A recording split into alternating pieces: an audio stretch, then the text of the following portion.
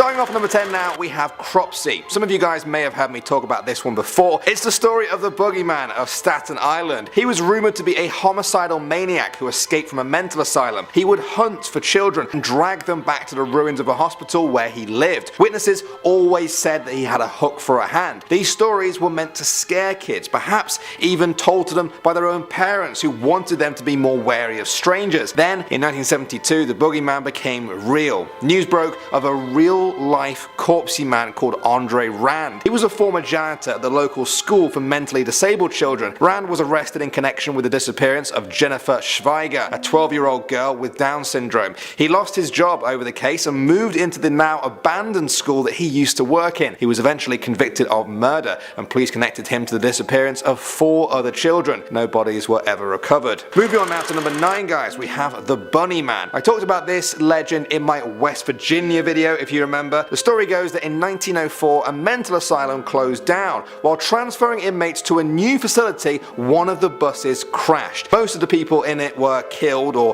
captured trying to escape, but one actually did escape, known as the Bunny Man. He would then roam the land hunting rabbits and then leaving their half-eaten carcasses for the locals to find. Sometimes they will be hanging from a tree or a bridge. Although there are parts of the story that just don't add up, something strange happened in 1970. A couple driving their car at night had an axe thrown through their window by a man in a bunny suit. 2 weeks later, another man found an axe-wielding guy in a bunny suit chopping wood nearby who was gone by the time police arrived. Are these linked together somehow? Is there more truth to this than meets the eye? Moving on now to number 8, we have the body under the bed. Ever since hotels and motels have become a common part of society, people have swapped stories about guests who discovered that the mattress they were sleeping on was either above or even stuffed with the body of a murder victim. A grisly tale for sure, but one that was confined to the realms of myths and legend. Then, in 1999, a case in Colorado occurred involving a couple who slept on a mattress containing a body. The police kept the details of that close to their chest, but in 2010 a huge story broke when guests at a Memphis motel discovered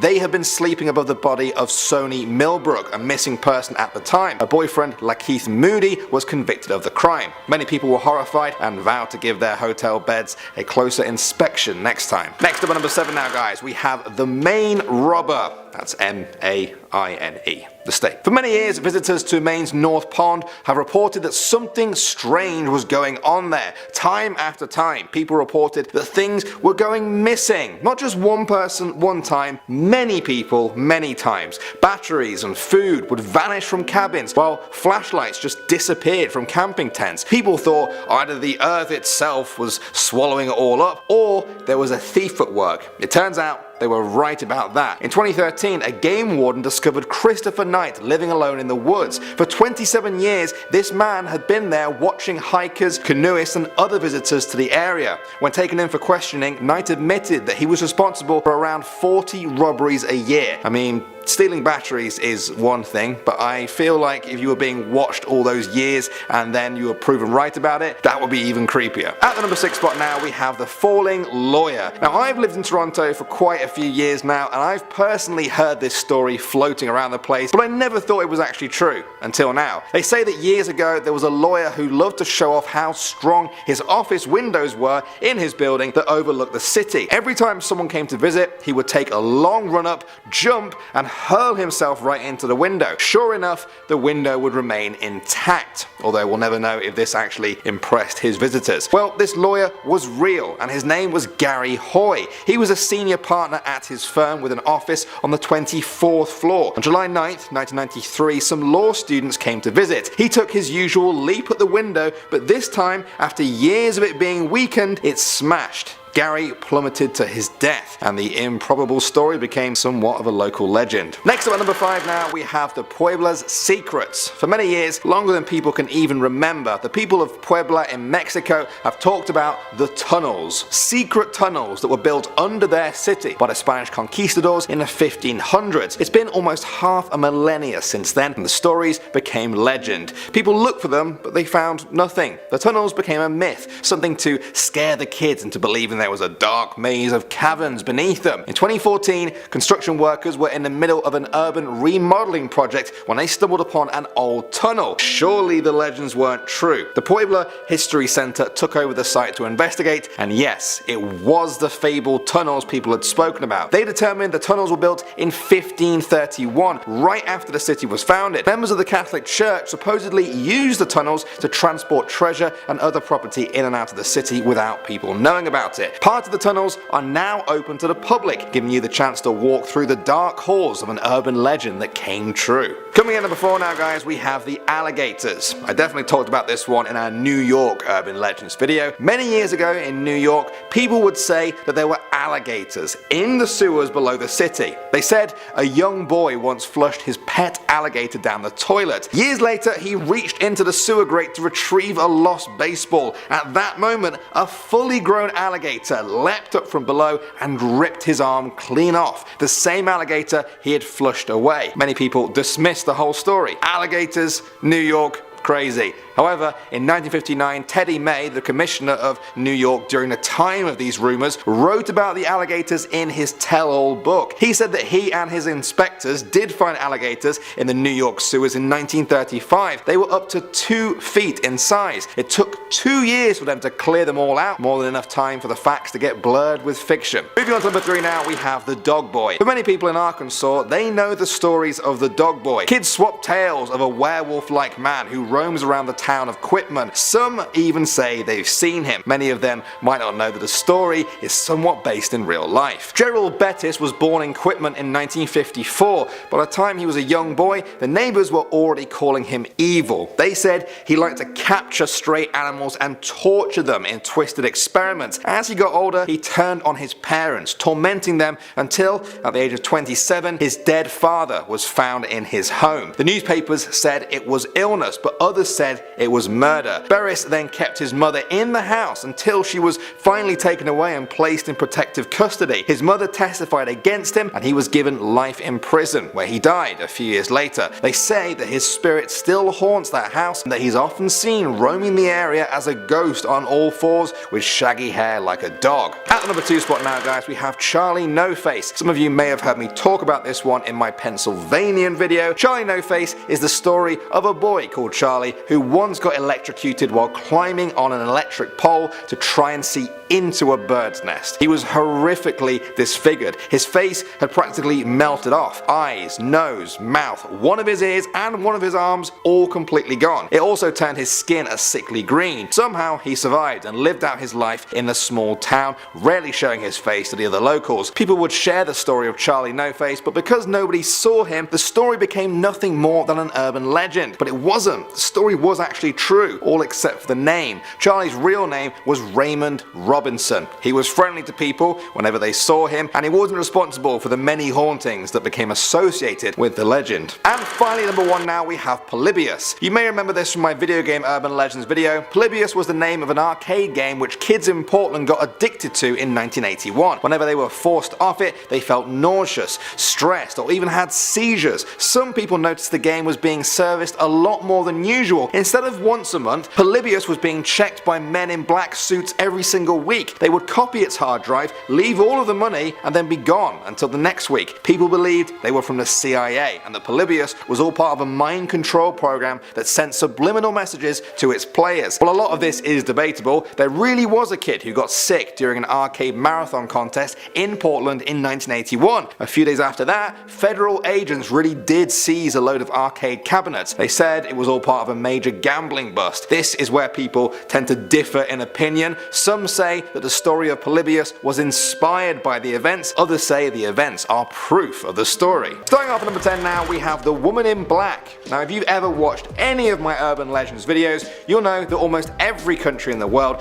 seems to have a creepy story about a woman wandering along the side of the road and scaring drivers. Well, in 2014, it really happened. All along highways in Alabama, Georgia, Ohio, Kentucky, Tennessee and West Virginia, people started seeing a woman in black by the side of the road. She would always be wearing black willowy robes, dragging a small black bag and perhaps an umbrella if it was raining. Some people tried to talk to her, to offer her food, water or money. She refused it all. Who was the woman in black? Well, eventually people found out. She was 54-year-old Elizabeth Poles. Police took her to an undisclosed location for her safety, where they fed her and helped her find shelter. She later told ABC News that she wished people would mind their own business and that her long journey was related to her faith and religion.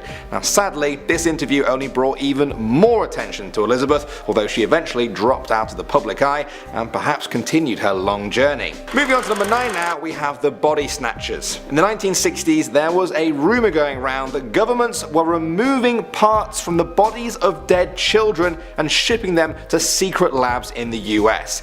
It sounds crazy, doesn't it? It sounds like something straight out of a horror movie, but it was totally true. When World War II ended with the US dropping the world's first atomic bombs, they wanted to determine the effects of nuclear radiation on humans around the world, specifically children who have been born since those bombs were dropped. It was called Project Sunshine. Over 1,500 bodies, many of them babies, were gathered from half a dozen countries from Europe to Australia in the 1950s for these studies. At times, the scientists would even ship single body parts taken from the babies without the parents even knowing. Coming in at number 8 now, we have Trick or Treat. For almost as long as trick or treat has been a thing, so too have the stories of nasty tricks of people putting dangerous things in the bags of little kids in order to cause them harm on Halloween. It sounds too horrific to be true, right? I mean, it's Halloween, it's supposed to be fun. In 2017 though, some parents' worst fears were confirmed when a mystery person allegedly dropped a small bag of crystal meth into the trick-or-treat bag of a toddler in Wisconsin. The Menominee tribal police chief said the child's father was going through the candy and he found a really small clear plastic bag about the size of a quarter. When the substance inside was tested, it was proven that the powder was methamphetamine. As a response, the local school banned students from bringing any candy to school the next day while an investigation continued. Moving on to number 7 now, we have Colonel Buck's cursed tomb. You can find Colonel Buck's tomb in Maine. He was a famous military leader in the late 18th century, but is mostly known nowadays for his tomb. Colonel Buck was a Justice of the Peace. That title means he was a figure tasked with leading the local people and making sure justice and peace was always maintained. As part of this role, he is said to have ordered a witch be put to death by burning. The accused woman, in her dying breath, is said to have put a curse on his tomb that Buck had prepared for himself years before. When people looked at the tomb after, they saw a strange stain on it in the shape of a woman's leg. People said this was a sign of the curse and the leg was actually the witch's. Now according to legend, the stone has been replaced many times, but this stain keeps appearing. This urban legend is 100% true, except I think for the stone replacing bit. I'm not too sure about that bit, but yeah, let's go with 99% true. Next up at number 6 now, we have Le Loyon. For many years, people in Switzerland spoke of a strange figure who stalked the Morlaix forest wearing a camouflage jacket and a vintage gas mask. The locals began to call him Le Loyon, and he slipped into urban legend. Then, in 2013, someone snapped an actual picture of Le Loyon. He was real. Locals searched for him all over the forest. Someone even found a camouflage boiler suit folded in the forest along with a letter from him. The letter said that the man was annoyed that the media had exposed him because his walks in the forest were part of his happiness therapy. He concluded the letter by saying, "I have concluded that the media has had two effects: deprive a person of his harmless outlet and make others feel insecure." Ever since the letter was found, Le Loyon has never been seen again. Poor guy. Moving on to number 5 now, we have the Sunken City. All over the world, there are urban legends about towns and cities being submerged under the water. Perhaps the most famous example is, of course, Atlantis. Well, there is actually a real-life example of this in America, Lake Lanier. This is an artificial lake in Georgia that spreads out for 59 square miles. When the Army Corps began constructing the dam in 1950 to flood the area, people were already leaving. For those 5 years, the government bought up private land from farmers and townspeople so that they could be relocated elsewhere. The final count involved 250 families, 15 businesses, and 20 cemeteries along with all the bodies buried there. The water ended up swallowing fields, bridges, gates, landmarks, a ferry business, roads, forests, and even a racetrack called Looper Speedway. These days, if you could walk along the bottom of the lake, which is 258 feet deep in some parts, you'd find a ghost town inhabited only by fish, swimming in the murky depths that humans once called home. Coming in at number 4 now, we have Catman of Greenock. In the Scottish town of Greenock, people talk for years about a strange man with no hair, covered in mud and dirt,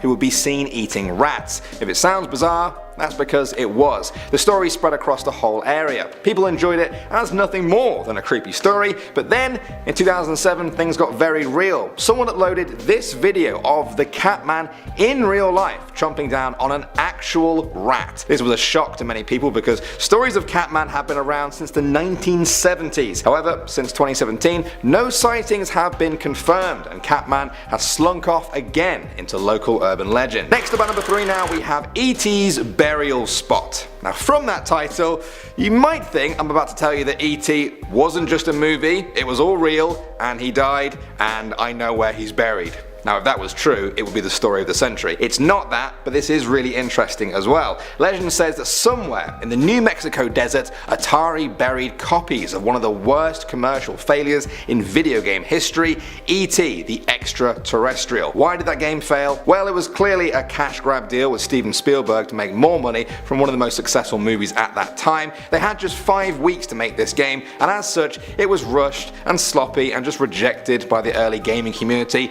It also came during the 1983 video game crash. That didn't help. So Atari have millions of unsold games and decided to bury a lot of them in the desert. Well, this urban legend is 100% true, of course. In 2013, a documentary team excavated the rumored dump site and found hundreds of thousands of Atari cartridges buried in the desert. Many of them were of E.T. the Extraterrestrial. Next up at number 2 now, we have the Medicine Murder. For many years there have been urban legends going around about murderers breaking into people's houses by climbing through a bathroom cabinet. It's a creepy thought, a killer just squeezing into your bathroom in the middle of the night. It became such a popular urban legend that it inspired the 1992 horror film Candyman, which includes a scene where the main characters learn that a murderer might be entering apartments through the medicine cabinet. This actually used to be a major structural flaw in many American apartment blocks. Well, the nightmare became true in 1987. Back then, some housing blocks in Chicago had apartments that were joined with just a flimsy partition. An actual murder was committed by criminals who used this to climb through into someone else's apartment and commit a murder. The urban legend had become a movie, which has ended up becoming a reality. And finally, at number 1 now, we have Slave Master. Around the turn of the millennium, many people started receiving chain mail warning them of an instant messenger user called Slave Master, a serial killer who lured women to his house through public chat rooms. Sometimes he used names like Monkey Man 935 or Sweet Cali Guy Forever. Whatever his name was though, the email warned people that he had already killed 56 women. It seemed like an urban legend, and many of the details might have been embellished, but there is actually some dark truth to this story. In the 1990s, John Edwards Robinson was a serial killer from Kansas City who lured people to their deaths using instant messaging sites. His username was, of course, Slave Master. He remains on death row to this day. Up at number 10 now, we have the Grunch. This one comes from Louisiana. In the early days of New Orleans, there was a road called Grunch Road that went deep into the swampy woods before coming to a dead end. That is where the Grunch people lived, a strange hybrid of albinos and dwarves, forced away from society and made to live in their own community. As the years went by, people started to doubt the story's authenticity, but it sparked up again when people started disappearing down Grunch Road. Nearby farmers reported their animals missing or finding them dead and drained of blood. Many locals now refuse to head down Grunch Road for fear of meeting the same fate. Moving on to number 9 now, we have Stull Cemetery. To those that know the story, Stull Cemetery in Kansas is better known as the doorway to hell. Legend says that the devil himself chose the cemetery as his entrance from the underworld to our own. Now it's said that a tree once stood in the cemetery and an old tombstone there was inscribed with the word witch. The tree was used to hang condemned witches back in the day who were put to death by the locals. The tombstone tombstone apparently marks the burial spot of Satan's own child, a creature born deformed and covered in wolf hair. In modern times, the legend has continued with reports of the ground catching fire in random spots. Pope John Paul II was said to divert his private plane around the cemetery because it was so tainted by evil. Now, whether or not you believe all of that, there's plenty of videos on YouTube to check out if you're interested, and I find them quite creepy. Moving on to number 8 now, we have Knock Knock Road. This one is for all of you guys watching that get very creeped out by little girl ghosts. I think they're the worst kind of ghost. Strasburg Road near Detroit has a disturbing tale of murder attached to it. Legend says that a little girl was killed on the road in the 1940s by a hit and run driver. Ever since then, people have reported the same story. They stop at a traffic light and see on the side of the road a young girl standing, just standing and staring right into your car. Whether they freeze or then try to speak to her, she slowly walks forward to the car and stares at you with deep set hollow eyes. She scans your face to try and find her killer and get her revenge. I guess you better hope you just don't look like the killer. At number 7 now, we have the Charman. This story goes that in 1948 a wildfire swept across Ojai, California. The flames consumed a cabin where a man lived with his son. He was burned alive, but the son survived, just barely though. When the authorities arrived, they found a shocking scene. The father had been flayed alive. His skin had been removed from his body and peeled off. His body was just hanging from a nearby tree. The police then searched for the perpetrator. They heard a wheezing sound from a nearby bush, and then suddenly the son just bolted out of it. The overpowering smell of him stunned the officers, and in that moment the boy ran into the trees and then escaped into the hills. In the years since then, many locals have said they've seen the Charman in the woods, horribly disfigured by his burns and tormented by his past. He's said to creep up on the tents of innocent campers in the hills, waiting for them to fall asleep. Coming at number 6 now, we have Hell's Gate Bridge. This one comes from Oxford, Alabama. The story goes that in the 1950s, a young couple crashed their car off the side of this bridge and drowned. Now, some locals believe you cross the bridge at your own peril. One story is that if you drive your car out to the middle of the bridge and then turn off all the lights, the couple will appear in your car just sitting behind you. When you turn around, they'll be gone, leaving a wet seat behind. The other story is that if you drive over the bridge and then look over your shoulder about halfway through, the scenery behind you turns into a portal to hell, just spouting fire and flames. Now, whether or not you believe all of this, it's enough for some people to just look for a different way to cross the river. Moving on to number 5 now, we have 100 Steps Cemetery. This is located in the town of Brazil in Indiana. Interesting name for a town, and the cemetery is even more interesting. It's been used for at least 150 years, and in that time it's gained quite a sinister reputation for a ghostly undertaker. The story goes that as you walk up the many steps to the top of the cemetery, you must count each and every step. When you reach the top, you must turn towards the open field, and then the ghost of the cemetery's first undertaker will appear. Without saying anything, he will then reveal your own death to you in a vision. Straight away, you must proceed back down the steps and count each one again. If the number is different to the one that you counted on the way up, the vision was true. An added bonus is that if anyone tries to cheat and climb up or down without using the steps, a ghostly hand will push them to the ground, leaving a red imprint on their back for days as a mark of the devil. Definitely not a place to go for just a Sunday walk then. Next up at number 4 now, we have the Goat Man of Pope Lick. I love my job because I get to say sentences like that. This is an old Kentucky urban legend about a hideous being who roams the woods across that state. Those who have seen him describe the Goat Man as having dark fur, pale skin, goat legs and twisted horns. Some people say he was an escaped circus freak, others say he was a farmer who tortured goats for Satan. Satan then repaid him by turning him into a tortured goat himself. The Goat Man is said to hide under the rusty bridge that crosses Pope Lick Creek in Louisville. Legend says he lures people onto the train tracks there and then takes pleasure in them being hit by oncoming trains. Please don't go looking for this one though, guys. In 2016, a woman actually fell to her death from the bridge while looking for the Goat Man. At number 3 now, we have Slaughterhouse Canyon. With a name like that, you know it's not going to be a pretty story. During the 1800s gold rush, a family lived in the canyon there in a little wooden shack. Every day was the same. The husband would set off into the mountains to search for gold and food for his family. Then one day he just didn't come back, presumably injured or killed by animals, the mountain, or even other humans. His wife waited for her husband for weeks until the whole family began to starve. Driven mad with the hunger and her children's cries, she put on her wedding dress, picked up a knife and murdered her children, throwing them into the river and then weeping until starvation killed her too. Legend says that if you visit the canyon today, you can still hear the mother's painful pitiful cries. Alright, next up at number 2 now, we have the Black Angel. This statue looks very creepy as it is. An old, worn, corroded angel staring down over Oakland Cemetery in Iowa City. Her sinister appearance has helped spawn a number of different legends around her. One of them says that a pregnant woman should never walk under her lest they want to lose their unborn child. Another says that if you kiss or perhaps even just touch the statue, you'll be dead within 6 months. This is the kind of story that scares everyone off. Whether or not you believe in curses, it's just not even worth thinking about. And finally, number 1 now, we have Cropsey. Many New Yorkers know the story of Cropsey, the boogeyman of Staten Island. Legend says that he was an escaped patient from a mental asylum who went on a murderous rampage. He had a hook for a hand, which he would then use to drag children back to the abandoned ruins of Seaview Hospital. Pretty creepy stuff, but here's where it gets really scary. Many parents would tell this story to their kids to scare them into being cautious about strangers, even if they didn't really believe the story themselves. But then in the 1970s, a real killer called Andre Rand really did start hunting children in a very similar way. Was he using the Cropsey legend as cover? Either way, people now take the legend a lot more seriously. At number 10 now, we have Cressy. Cressy is said to be a mysterious, eel-like creature that lurks in the waters of Crescent Lake in Newfoundland and Labrador. Stories of Cressy date back to native Canadian legends, which refer to it as the pond devil or swimming demon. Their fears were also held by European settlers who arrived at the lake during the early 20th century. Since then, there have been dozens of sightings of Cressy, with one report saying it could be as much as 15 feet long. Next up at number 9 now, we have the St. Louis Ghost Train. In the town of St. Louis in Saskatchewan lies the village of St. Louis. There, you can find an old abandoned train track. Now, many of the locals there have reported seeing strange floating lights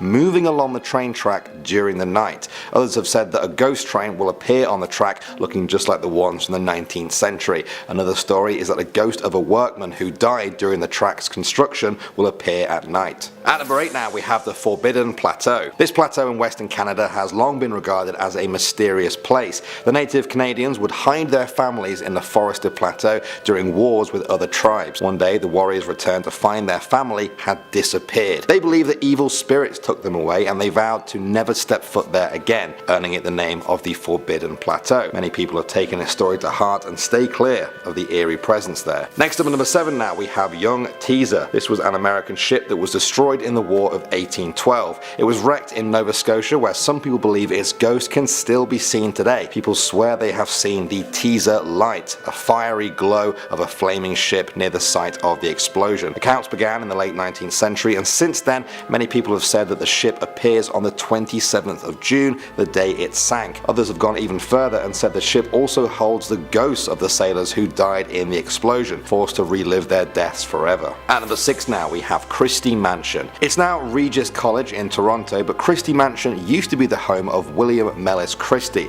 a successful businessman in the city. His son Robert inherited the mansion and set up a secret chamber for his mistress. She lived there for many years until Robert's affections for her began to wane. Eventually, she was said to have hung herself in room 29. Ever since then, people have said the room is cursed. Legend says that if you enter room 29 by yourself at night, the door will swing shut by itself and you'll be trapped there forever, just like the ghost of the mistress. Moving on to number 5 now, we have Peggy's Cove. On a rocky outcrop in Nova Scotia, you can find a lonely lighthouse. The story goes that in 1800, a woman named Peggy washed up on the rocks there after being shipwrecked. Tragically, her children all drowned. Peggy went on to marry one of the locals and lived on that cove. She would often walk along the rocks at night, calling out to them in her grief. One night, her husband went out with her and danced on the rocks with her to cheer her up. He lost his footing though and slipped, sending him into the rocks, which killed him. Soon after, in absolute grief, she jumped off the same rocks and ended her life. Visitors swear that on a dark, stormy night, you can see the ghost of a woman in a blue dress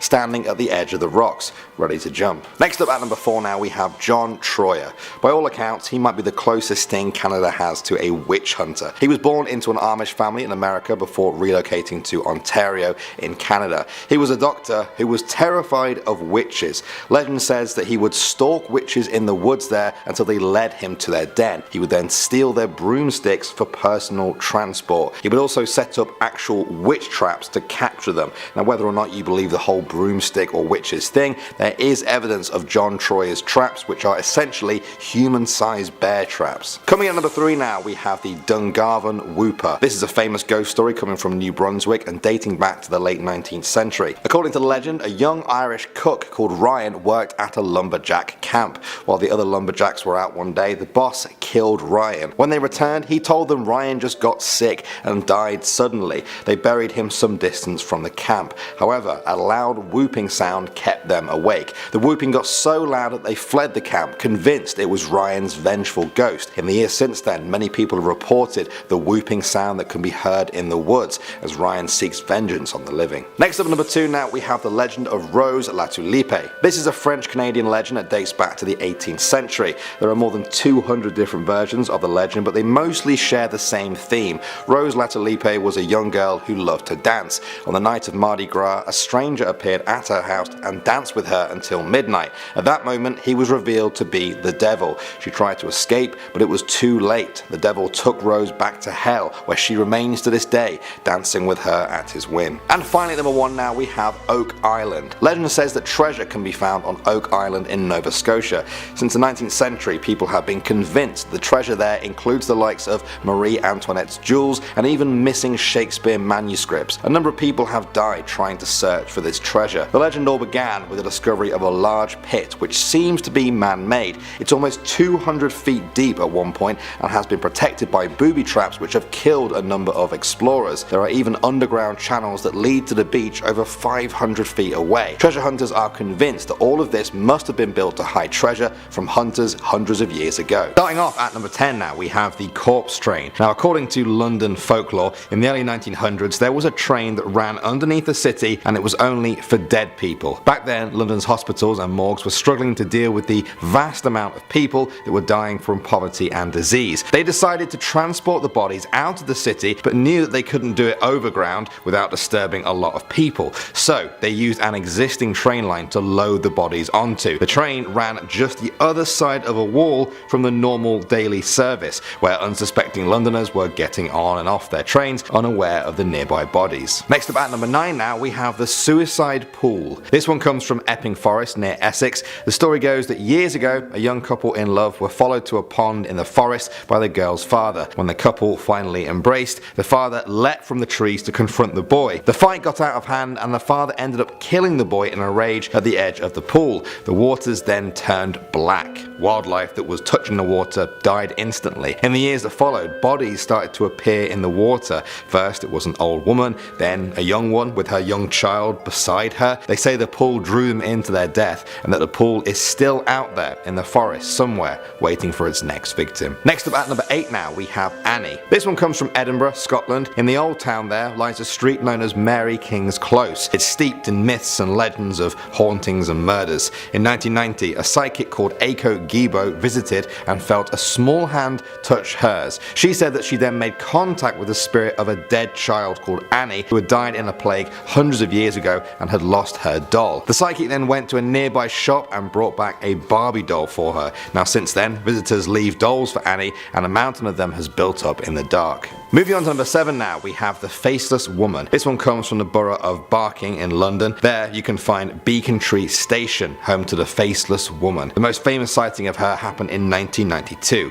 A station supervisor reported that on one night he heard the handle of his office door rattle. Outside on the platform stood a woman. She had blonde hair, she wore a very pale dress and just stared into the distance. The supervisor approached her, but as he reached out, she turned to him only to reveal she had no face, just darkness where there should be one. Local ghost hunters claim that she is the victim of a train crash that happened there in 1958 which killed 10 people. At number 6 now, we have the Beast. England's Hackney Marshes is known for its sprawling woodland and boggy reed marshes often covered in swirling fog, the perfect setting for this urban legend. The story goes that in 1980, 2 bear carcasses were found in the river. They had been decapitated. People started speculating about who or what could cut a bear's head clean off its shoulders.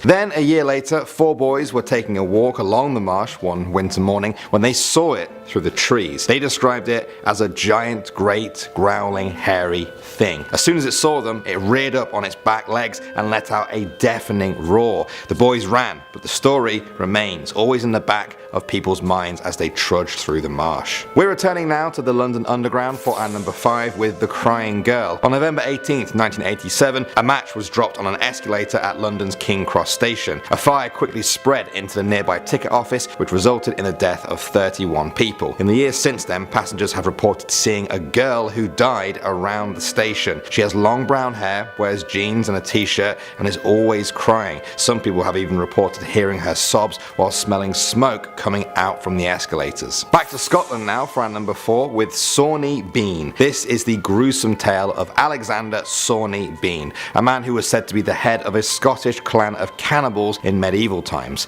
According to legend, the group was made up of his wife, their 14 children and 32 grandchildren, some of whom were born through incest. They lived in a cave by the water and would ambush people on the road at night. They would bring their bodies back to the cave to then dismember and eat them. Any leftovers were pickled in a jar for later. When King James VI of Scotland eventually heard of these murders, he led a manhunt to capture them. The clan was caught and then executed. Some people say you can still find the cave along the Benane Head area of Scotland. Moving on to number 3 now, we have Cane Hill. Some say this is one of the most haunted places in England. It was a mental asylum for over 100 years from 1882 to 1991. It built up a reputation for abandoning some of its patients, hiding them away from the public eye and never truly helping them. Some people say the patients who died left their energy behind there because of their tortured lives. The building was gutted by a mysterious fire in 2010. Perhaps the scariest stories of all are of the faces appearing by the burnt out windows. Next up at number 2 now, we have the House of the Screaming Skull. This one comes from Bettiscombe Manor in Dorset, England. The legend goes that in 1830 a man lived there called John Frederick Pinney. He had a slave that he had brought back from the Caribbean island of Nevis.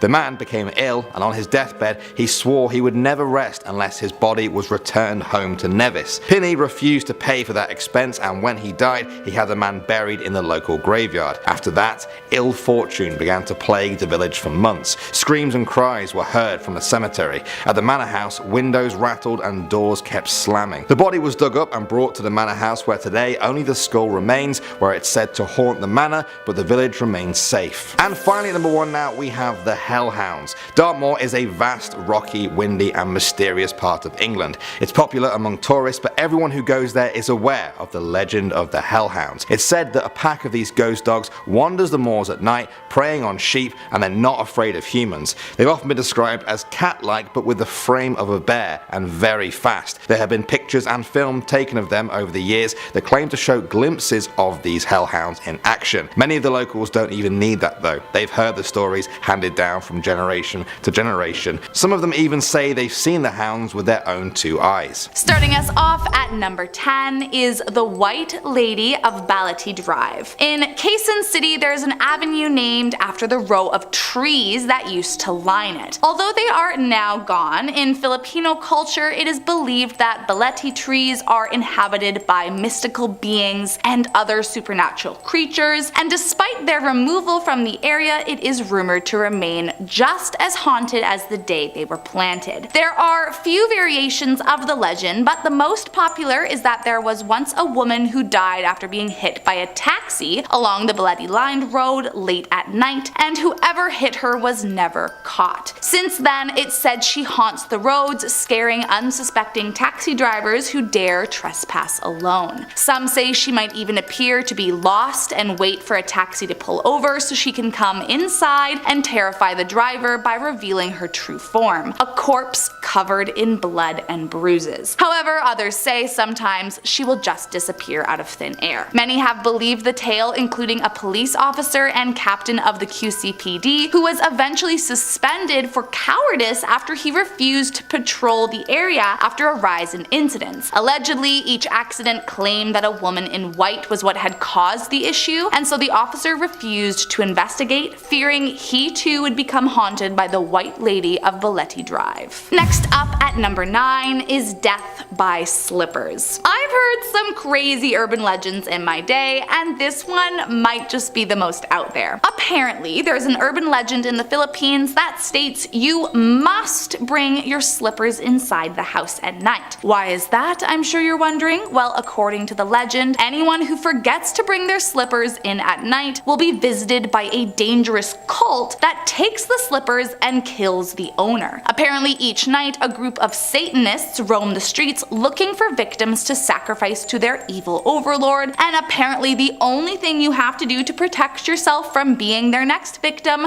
is bring your shoes inside at the end of the day. Okay. Listen, I'm not saying it couldn't be real, but I am saying this sounds a lot like something a really tired parent might say to make sure that their kids didn't leave all their stuff lying around outside. Either way, if I am ever in the Philippines, you best believe I'll be bringing my slippers inside because I'm not about to tempt fate and accidentally get killed by an evil Satanist cult. Next up at number 8, the tikbalang. Said to lurk in the mountains and rainforests of the Philippines, the tikbalang is a tall, bony, humanoid creature with the head and hooves of a horse. To me, it kind of resembles a half-transformed werewolf meets centaur, which is just straight up terrifying. Although legends differ from region to region, in the north it most commonly enjoys pranking travelers and making them hallucinate so that they get lost along the path. But in the south, its origins are much darker. Down south, stories of the tikbalang speak of an evil, red-eyed demon horse prone to fits of rage and continuously puffing on a cigar. It's said to be the result of a soul that did not make it out of the womb. Without having ever existed on the earthly plane in human form, it now haunts this realm, preying on the living as revenge. According to the myth, however, all you need to do to defeat this terrifying demon horse is pluck 3 hairs from its mane, taming the creature and making it indebted to you forever. That, or just hope you come across one in the north, I guess. Next up at number 7, the matrikulan. These terrifying creatures are kind of like the sick and twisted version of the Immaculate Conception. As legend has it, at night when everyone is asleep, they will sneak into the room of a virgin woman and impregnate her without her knowing. Apparently the ghoul is invisible to the human eye, so there's no way to protect against their devilish advances. Then after a few months inside, the monster will return to take what he gave to the woman, but first killing her and then consuming the life that was growing inside of her. There are also some versions where the matrikulan will prey on already pregnant women, and in this case, it's believed that the husband can protect his wife from getting a visit from the creature by swinging a butterfly knife, or balisang, over her stomach during labor. I mean, from top to bottom, this entire legend is incredibly dark, and I'm just praying that there is no chance they exist in real life. Next up at number 6 is the chanak. It's very common in many cultures and religions for new lives to be baptized, mainly because it signifies the young person as being a part of the Christian faith, and it symbolizes a life in devotion to Jesus Christ. And while some cultures believe it's not necessary to be baptized in order to get into heaven, it's definitely the preferred method. But due to the Spanish colonization in the Philippines in the 16th century, their version is a bit more intense. As the story goes, many believe that any souls who are not baptized by the Catholic Church in their early years go into a state of limbo after death and will return to earth as evil spirits. These spirits are called the chanak and are said to lure their prey deep into the woods, tricking them by shape-shifting to look like a little one abandoned and crying. Once they are picked up and have the victims right where they want them, the vampiric creatures will morph back into their true devilish form and attack. The only way to save yourself is either turn your clothes on inside out in hopes that the chanak will be amused and set you free of the enchantment. That, or some garlic and a rosary, can also do the trick in most cases. Coming in at number 5, the Mamba Barang. A terrifying Filipino folklore witch, the Mamba Barang uses their powers to get revenge on those they feel have either wronged them or those who they are envious of. As legend has it, the Mamba Barang will use their evil powers in order to conjure spirits and manipulate insects to enter the body of any person they choose, most often through voodoo rituals. What is scary about the Mamba Barang is that they're not some evil demon or mythical creature, but just some ordinary human woman who practices black magic, and once they decide to conjure a spell on you, there is not much of anything that can be done to stop it. Once the ritual has been completed, she will instruct the insects who it is they are to infest,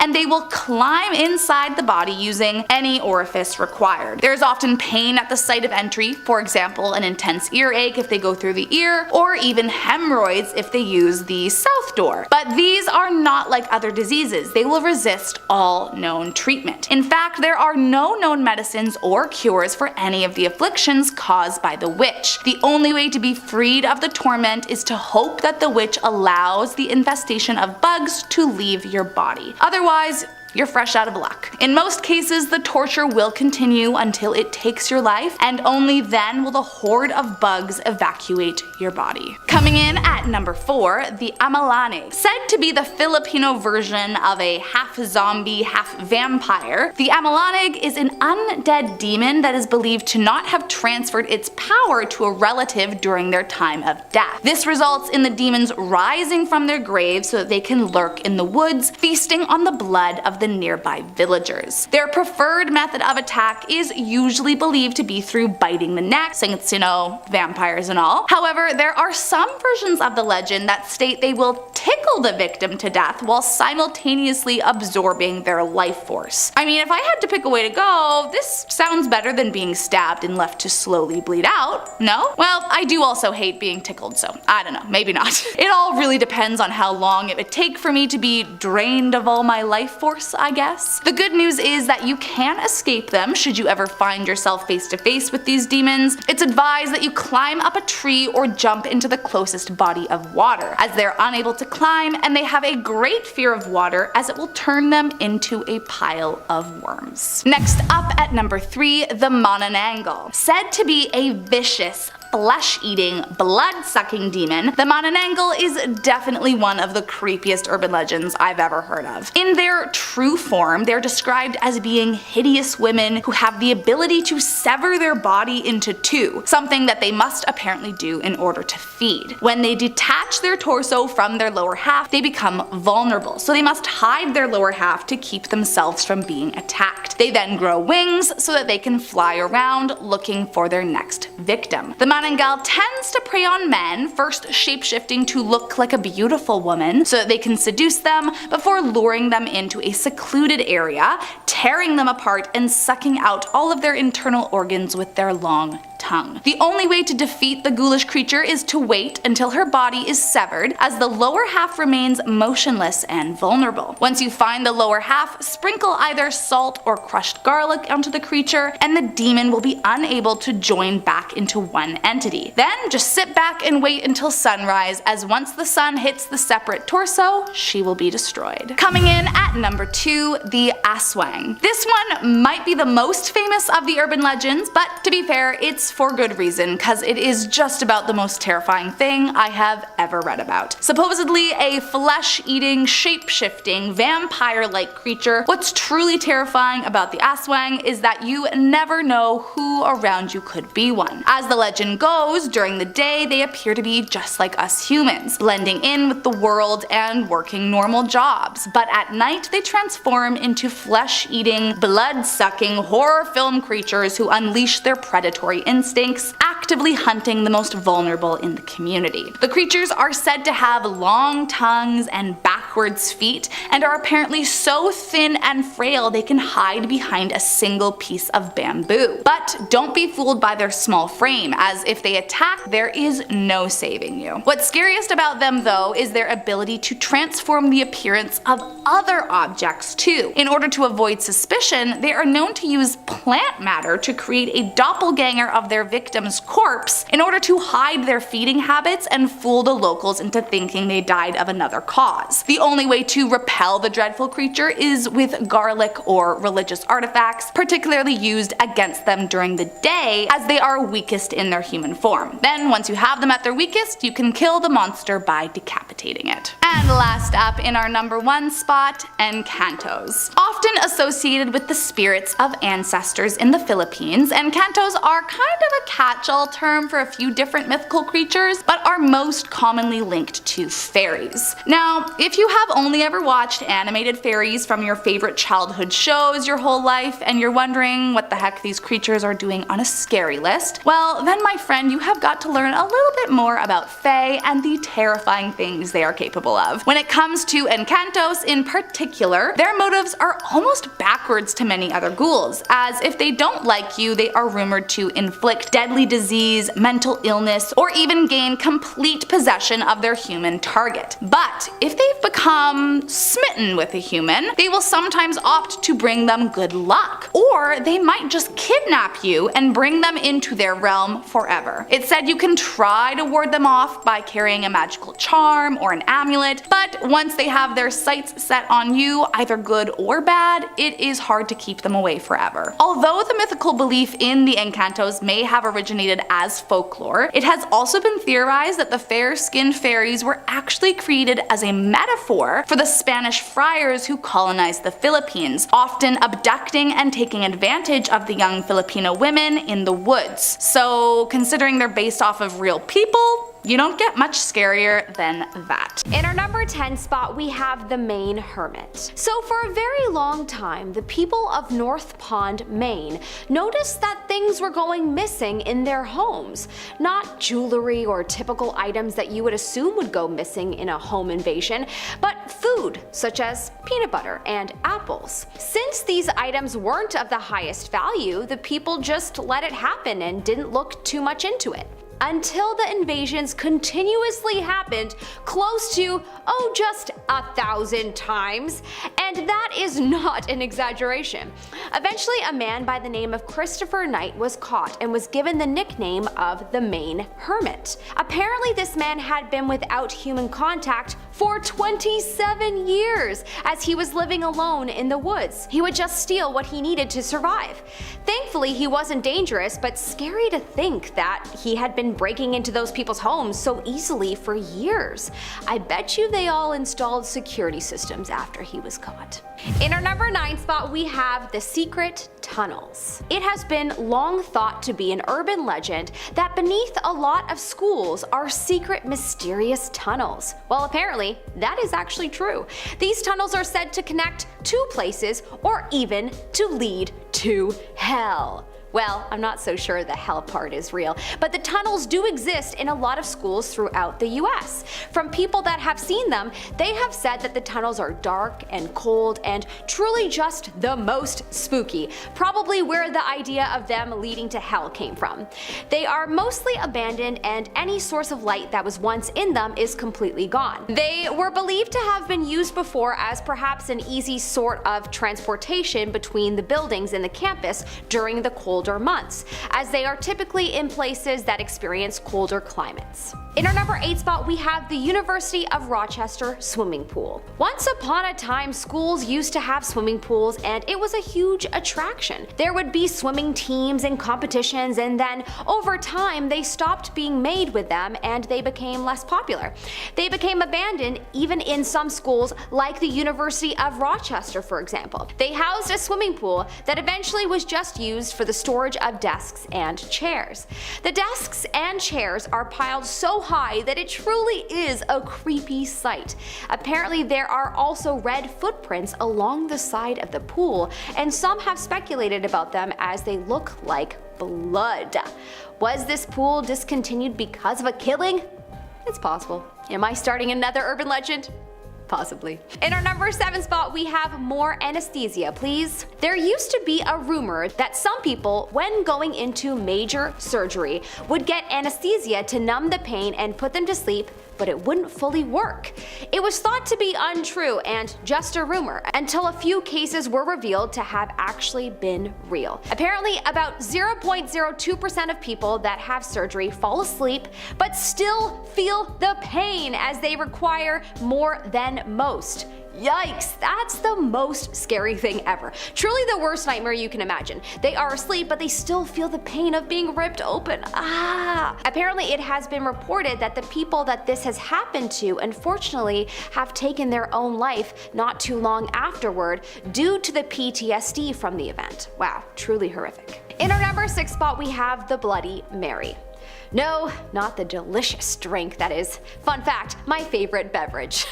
Canadians call them Caesars, but I have heard that the rest of the world calls them Bloody Marys.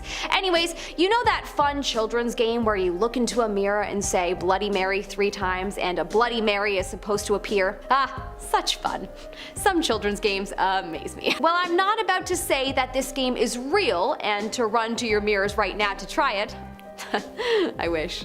Actually, no, I don't wish. But actually, this game is based on a real person. You're supposed to see the ghost of Mary, the first Queen of England from the 1500s. Apparently, she was quite violent, and that is where the name Bloody Mary came from, as she is said to haunt and kill the person who summons her in the mirror. I was too much of a scaredy cat to play this game as a kid. In our number 5 spot, we have the Body Farms. Yeah, the name of this one totally creeps me out, and the fact that this actually exists is horrifying. I mean, the main purpose of these body farms, where dead bodies are lined up for observing, is so that scientists can study them. Apparently, such farms have dozens upon dozens of decomposing dead bodies. Apparently, what we can learn from these bodies can help police solve unsolved cases. A lot of unidentified bodies are donated to these farms, as well as people donate them too. I mean, I kinda like the idea of helping with scientific research once I'm gone. But then again, I also like the idea of being put in a cozy bed with all my fave things for eternity too. So, a decision for later, Mel. In our number 4 spot, we have real Halloween props. Do you remember being a kid and walking up to a house to go trick-or-treating on Halloween and looking at the decorations and thinking, what if one of these decorations were real? And then 1 second later, the man sitting on the porch that you thought was a prop scarecrow turned out to be real by jumping in your face and growling at you? Yep, that happened to me, another true story. Apparently, there have actually been quite a few cases near Halloween where people have thought real-life horrific things have been props. Like in the case of a woman who took her own life and hung from a tree, and for almost a week after Halloween, people hadn't noticed that she wasn't a prop. Well, my inner child is terrified thinking of the amount of times I may have actually stumbled across real things like this. Hopefully I never did. In our number 3 spot, we have the garbage legend. Did you ever get told to not hide in the garbage can because you might be accidentally thrown out with the trash? Well, that was not just some old story that parents told their kids to practice safe play. No, this story actually stemmed from truth. Apparently, a boy was hiding in a duffel bag while playing hide and seek, and his mom accidentally threw it out with the trash, and the garbage man even put him in the back of the trunk, but thankfully, the boy was discovered before the trash was crushed up. Apparently, there are some other stories where people weren't as lucky. That is the most tragic thing. I remember hearing about a mom that turned the washer on when her young one was hiding in it, and that shook me up, but this is honestly just as horrible. In our number 2 spot, we have buried alive. Ever heard that phrase, being buried alive? Yeah, well, some thought it to be an urban legend, just a phrase. But the origin of where that phrase came from actually comes from truth. Apparently, back in the day, there was unfortunately quite a few cases where people were buried alive.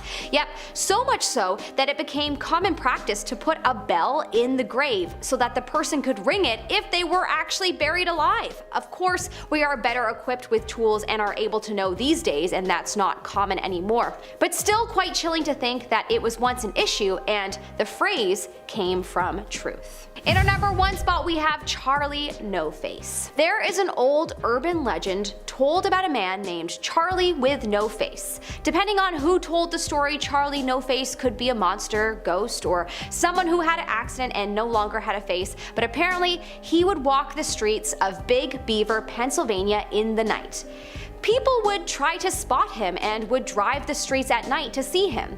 Well, apparently, the story is actually true. No, he wasn't a monster or a ghost, but a man named Raymond Robinson, and was a normal guy that unfortunately had an accident and it disfigured his face. From embarrassment, he would only walk the streets at night so people didn't see him. My bro actually had a horrible accident not too long ago, and not gonna lie, reading about the story had me very emotional. Thankfully, it wasn't as bad as this guy and he's alive and recovering, but it certainly gives you perspective as to what's important in life.